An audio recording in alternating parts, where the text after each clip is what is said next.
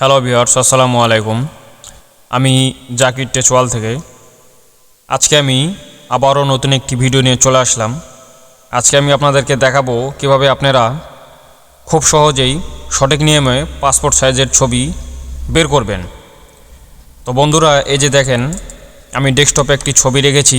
এই ছবিটিকে আমি এখন পাসপোর্ট সাইজ করে বের করব। তো বন্ধুরা, কথা না বাড়িয়ে চলুন আজকের ভিডিও শুরু করা যাক।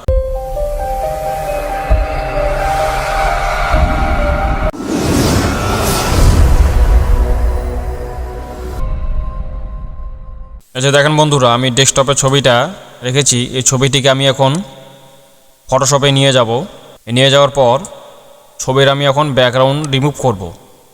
এই ব্যাকগ্রাউন্ড রিমুভ করার জন্য আপনি কয়েকটি টুলস ব্যবহার করতে পারেন।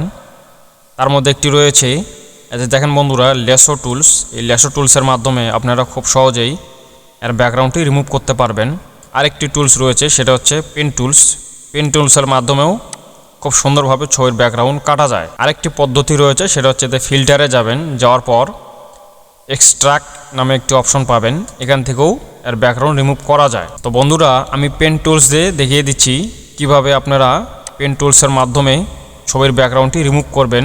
আমি এর আগেও একটি ভিডিও দিয়েছি কিভাবে পেন টুলসের মাধ্যমে ছবির ব্যাকগ্রাউন্ড রিমুভ করতে হয়। এটা নিয়ে একটি ভিডিও রয়েছে, আপনারা ভিডিওটি দেখে নেবেন। আচ্ছা দেখেন বন্ধুরা, আমি খুব দ্রুত এই ছবির যে ব্যাকগ্রাউন্ডটি রয়েছে এটা আমি রিমুভ করে দিচ্ছি।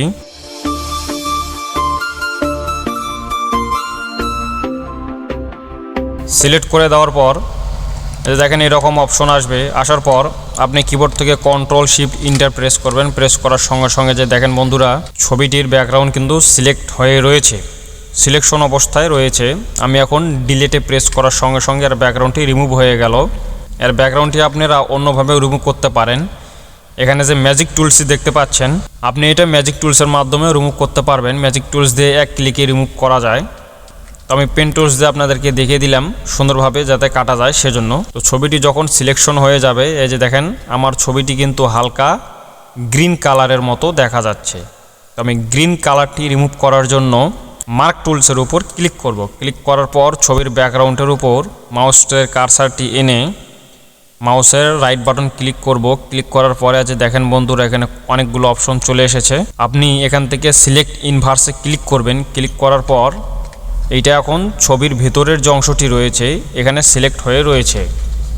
তো আমি এখন এই চুলের কালারটি কালো করব, সেজন্য এই যে দেখেন বন্ধুরা, এখানে বার্ন টুলস নামে একটি অপশন পাবেন, বার্ন টুলস। এখানে ক্লিক করবেন। ক্লিক করার পর রাইট বাটন ক্লিক করলে এখানে তিনটি অপশন দেখতে পাবেন। উপরেরটা যেটা রয়েছে ডগি টুলস, এটা হচ্ছে সাদা করে, এবং মাঝখানে যেটা রয়েছে এটা হচ্ছে কালার করে।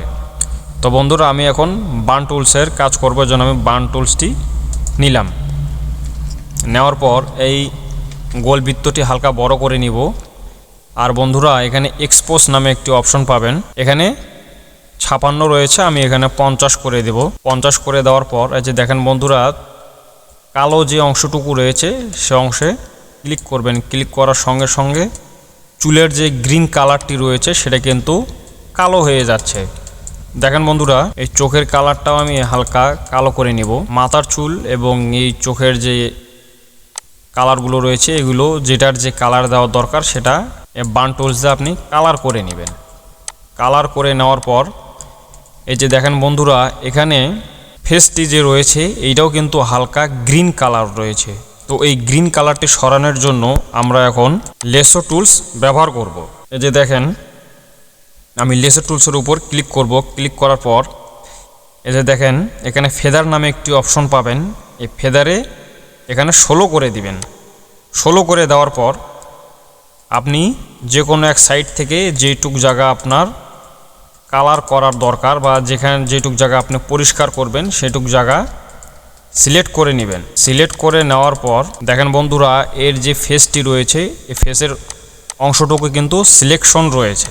আমি এখন এর ফেসটি হালকা সাদা করব, সেজন্য ইমেজে যাব। যাওয়ার পর অ্যাডজাস্টমেন্টে চলে যাব। অ্যাডজাস্টমেন্টে চলে যাওয়ার পর হিউ এন্ড সিচুয়েশন এখানে আমরা ক্লিক করব। ক্লিক করার পর মাঝখানের যে অপশনটি দেখতে পাচ্ছেন এই মাঝখানের অংশটি হালকা কমিয়ে দেব। দেওয়ার পর দেখেন বন্ধুরা ছবিটি কিন্তু সাদা হয়ে গিয়েছে। আর আপনি যদি এপাশে টানি নিয়ে যান ছবি কিন্তু লালটি লালটি হয়ে যাচ্ছে। তো আমরা ছবিটিকে সাদা করব, সেজন্য আমি হালকা একটু কমিয়ে দেব।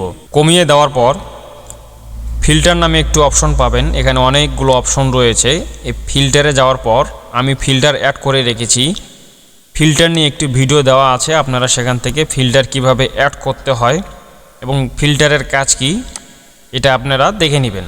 তো আমি ফিল্টার দিয়ে দিচ্ছি ছবিটিকে সুন্দর করার জন্য। দেখেন বন্ধুরা ছবি কিন্তু আগের থেকে অনেক পরিষ্কার হয়ে গিয়েছে। এখান থেকে হালকা আমি এটা একটু বাড়িয়ে দেব, আর এখান থেকে হালকা একটু ব্রাইটনেস সফটনেস বাড়িয়ে এটা দেই। এটা বাড়িয়ে দিলে ছবি একটু পরিষ্কার হয়ে যায়। ছবির এই অংশটুকু পরিষ্কার হওয়ার পর আবার ইমেজে যাবেন, যাওয়ার পর অ্যাডজাস্টমেন্ট, যাওয়ার পর ব্রাইটনেস অ্যান্ড কন্ট্রাস্টে চলে যাবেন। কন্ট্রাস্ট যেটা রয়েছে সেটা একটু হালকা বাড়িয়ে দিবেন, আর ব্রাইটনেসটা হালকা একটু বাড়িয়ে দিবেন।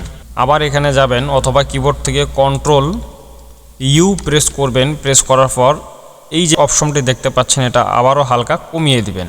দেওয়ার পর মার্ক টুলসের উপর ক্লিক করবেন। ক্লিক করার পর ছবির উপর ক্লিক করবেন, তাহলে কিন্তু সিলেকশনটা সরে যাবে। আর সরে যাওয়ার পরে যে দেখেন বন্ধুরা ছবির যে ফেসের সাইড থেকে সাদা কিন্তু হালকা একটা দাগ দেখা যাচ্ছে। এটা ডিলিট করার জন্য ম্যাজিক টুলসের উপর ক্লিক করবেন। ক্লিক করার পর আবার ছবির উপর ক্লিক করবেন। ক্লিক করে ডিলিট প্রেস করবেন। করার সঙ্গে সঙ্গে দেখেন বন্ধুরা এখানকার সাইডে যে সাদা শেডগুলো রয়েছিল সেটা কিন্তু এখন সরে গিয়েছে। তো আমি এখন এই ছবিটাকে পাসপোর্ট সাইজ করে কেটে নিব, সেজন্য ক্রপ টুলসের উপর ক্লিক করব। ক্লিক করে ওয়াইডে দেব 1.5 এবং হাইটে দেব 1.85, রেজুলেশন 300 থাকবে। দেওয়ার পর ছবির এক কর্নার থেকে মাউসের লেফট বাটন চেপে ধরে এভাবে লম্বা করবেন। করার পর ইন্টার প্রেস করবেন। ইন্টার প্রেস করে এখন দেখেন বন্ধুরা দুই সাইডে কিন্তু সমান নেই।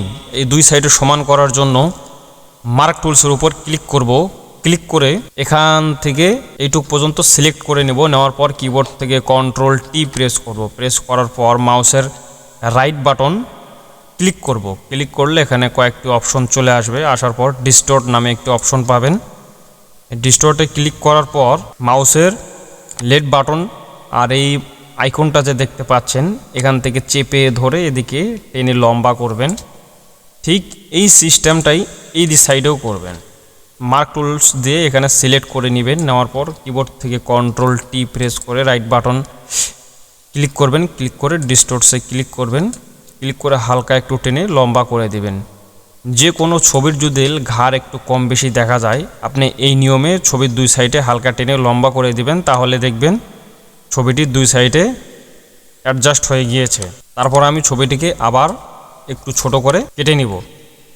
আচ্ছা দেখেন বন্ধুরা আমি আবার কেটে নিচ্ছি। কেটে নেওয়ার পর ছবিটা এখন পুরোপুরি পাসপোর্ট সাইজে তৈরি। এখন আমি ছবিটিকে প্রিন্ট করব। প্রিন্ট করার জন্য কিবোর্ড থেকে কন্ট্রোল এন প্রেস করব, অথবা ফাইলে যাওয়ার পর নিউ এ ক্লিক করলে নতুন একটি পেজ চলে আসবে। এখানে A4 থাকবে পেজ, এখান থেকে সরিয়ে নেব। পেজটা আগে সেট করে নেব, যেহেতু আমি প্রথম ওপেন করেছি ফটোশপ, এর জন্য আমি পেজটি সেট করে নিচ্ছি। দেখেন বন্ধুরা এখানে লেটার রয়েছে, লেটার থেকে A4 করে নিব। A4 করে নিলাম। নেওয়ার পর ছবিকে আমি মুভ টুলসের উপর ক্লিক করে সাদা যে পেজটি দেখতে পাচ্ছেন এখানে এসে ছেড়ে দেব। ছেড়ে দেওয়ার পর আমি এই ছবিটিকে কিবোর্ড থেকে কন্ট্রোল টি প্রেস করে বাঁকা করব। বাঁকা করে নেওয়ার পর এই সিরিয়ালে আমি 4টা ছবি বসাবো, সেজন্য কিবোর্ড থেকে কন্ট্রোল আল্টার প্রেস করবেন। প্রেস করার পর এই ছবিটিকে আমি আরেকটি কপি করব। এই যে দেখেন বন্ধুরা এটা কিন্তু কপি হয়ে গেল। আবার কিবোর্ড থেকে কন্ট্রোল আল্টার প্রেস করবেন। প্রেস করার পর আরেকটি ছবি হয়ে গেল। এখন এই 4টি ছবি আমি একসাথে সিলেক্ট করব। সিলেক্ট করার জন্য কিবোর্ড থেকে কন্ট্রোল ই প্রেস করবেন। দেখেন এই বন্ধুরা এই দুটো ছবি কিন্তু সিলেক্ট হয়ে গিয়েছে। আবার কন্ট্রোল ই প্রেস করব। এখন 3টা ছবি হয়ে গিয়েছে। আবার কন্ট্রোল ই প্রেস করলে 4টা একসঙ্গে সিলেক্ট হয়ে গেল। তো দেখেন বন্ধুরা 4টা ছবি সিলেক্ট হয়ে গিয়েছে। হয়ে যাওয়ার পর আমি এটাকে কন্ট্রোল আল্টার ধরে কপি করে নিব। সম্পূর্ণ পেজটি আমি প্রিন্ট করব, সেজন্য আমি সম্পূর্ণ পেজটি ছবি দিয়ে ভরিয়ে নিচ্ছি। ছবি সাজানো হয়ে গেলে প্রিন্ট করার জন্য কিবোর্ড থেকে কন্ট্রোল পি প্রেস করবেন। পি প্রেস করার পর এরকম একটি অপশন চলে আসবে। এখানে কয়েকটি অপশন দেখতে পারবেন। এখানে একটি দেখেন স্কেল নামে অপশন আছে। এখানে স্কেল টু ফিট মিডিয়াতে ক্লিক করলে আপনার পেজের যে অংশটি দেখতে পাচ্ছেন এখানে প্রিভিউ দেখাচ্ছে, এই প্রিভিউটা কেটে যাবে না। আপনার যত বড়ই ছবি হোক এই স্কেলে ক্লিক করার পর আপনার এই ছবিটি যে রয়েছে এটা পেজের ভিতরেই থাকবে, যত বড়ই হোক এর বাইরে যাবে না। আর আপনি যদি এই টিক মার্কটি তুলে দেন তাহলে আপনার এই ছবিটি যেরকম দেখাচ্ছে যে হালকা কাটে যাওয়ার মতো, তাহলে কেটে যেতে পারে। তো এখানে ফিট মিডিয়াতে ক্লিক করে আপনি প্রিন্ট করবেন, তাহলে আপনার ছবি সহজে কেটে যাবে না। তো বন্ধুরা, এভাবে আপনারা খুব সহজেই পাসপোর্ট সাইজের ছবি ফটোশপের মাধ্যমে তৈরি করতে পারেন। তো আজকের ছিল এই ভিডিওটি ভালো লাগলে অবশ্যই লাইক, কমেন্ট, সাবস্ক্রাইব করে দিবেন। ধন্যবাদ।